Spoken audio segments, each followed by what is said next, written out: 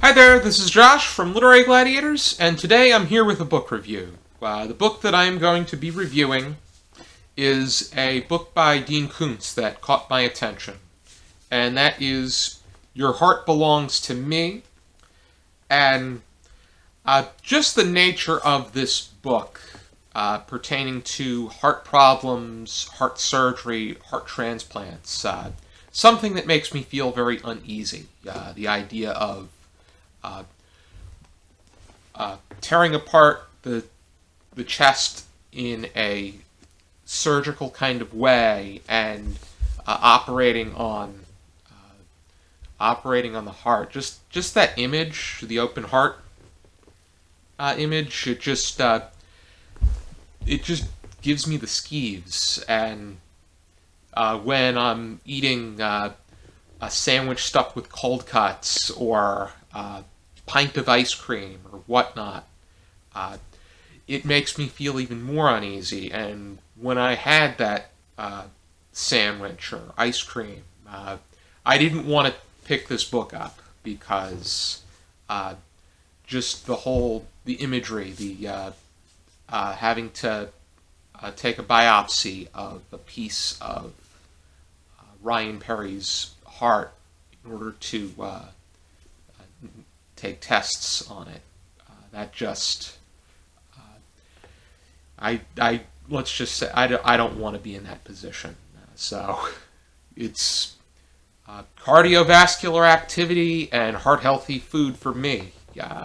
But as far as the book is concerned, I thought it was disappointing. I think that the pacing was a struggle, and the directions that this book took were somewhat struggling. I had a struggle with the direction. I think that it did not do very well on that front. But Your Heart Belongs to Me has to do with a 34-year-old man named Ryan Perry. He is an internet entrepreneur. He has made himself set as far as money is concerned. He even talks about having the privilege to be able to buy his way through whatever it is that he wants. And this financial cushion seems to not give him that ability to connect with life beneath that surface. He seems very well cushioned and somewhat inept, and you can see that in his attitude. But I think that it makes it all the more. It makes that message of what does it mean to live life all the more crucial. He has a girlfriend. Her name is Samantha Reach.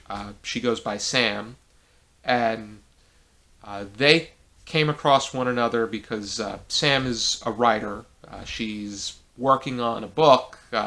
She was working on an article about Ryan, and the two of them formed a relationship that way. But when they go surfing, Ryan begins to feel a sense of uneasiness. He begins to feel he develops this sense of a loss of strength pertaining to his heart, and he also sees signs of the symptoms related to heart problems on specific nights when he's in bed or looking.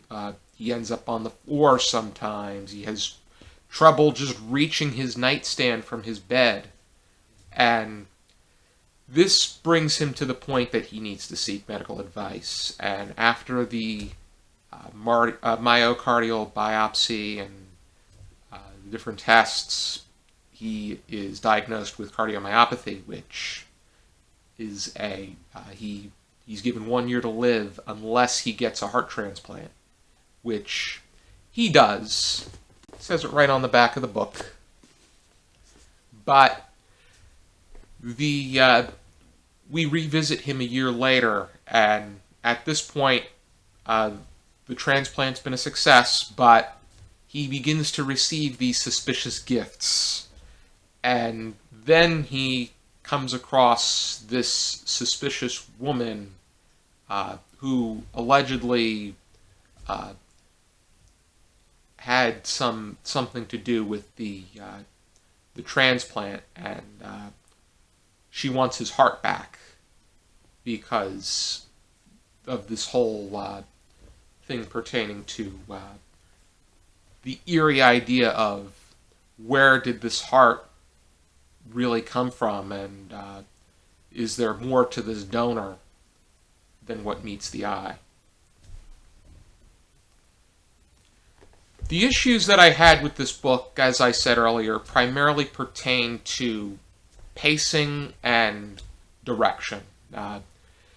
Most specifically, I think that we could have gotten a greater sense of his heart condition at a much quicker and more detailed rate. I think that it took us halfway through the book just to get to the transplant, which we get a sense of how at one point he's living life, and then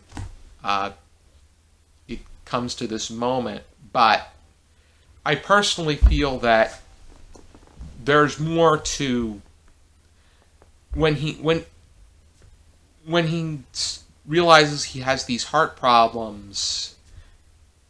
He feels that there's something suspicious going on when it comes to, because Sam tells him about her twin sister who was medically euthanized after being in a terminal vegetative state, and for some reason he feels that there's a conspiracy going on, and that Sam's mother, Sam's estranged mother, has something to do with it. So he has to take a plane over to her living quarters and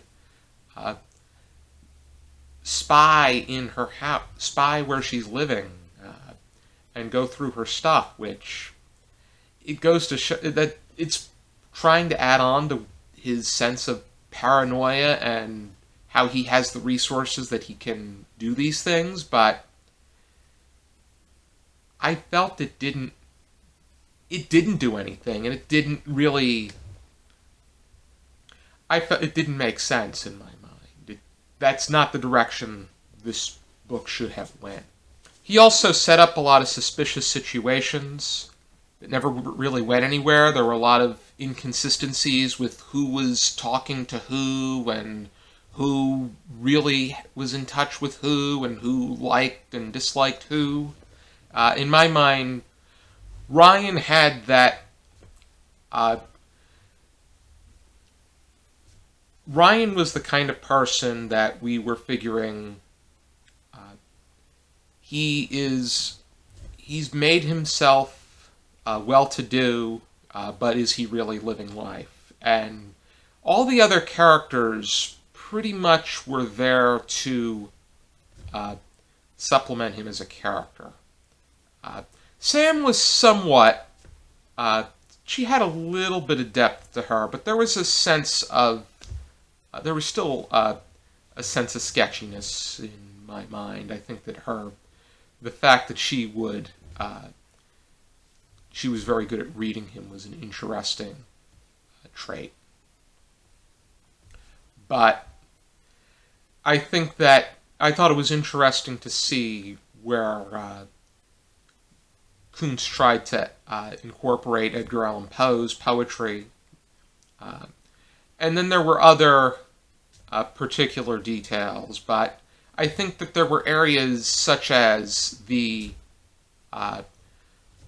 medical procedure and the moments of intensity that there should have been a greater sense of concentration there as opposed to the trips that he took in order to acquire information and be nosy. Right after the surgery, we jump right to a year. There isn't any immediate aftermath, which that really, in my mind, seems to enhance the situation at hand. But to skip that, I didn't necessarily like that it was skipped. And also, Ryan does make mention to the fact that his parents were the kind that never grew up, and I will agree with him there. They are self-centered, they're immature. His mother's an alcoholic, his father's a pothead or a hash head, both. The way that they were just scumbags in my mind. But I think that if there is a sense of silver string, not silver lining, but silver string, it's the fact that Koontz reminds us that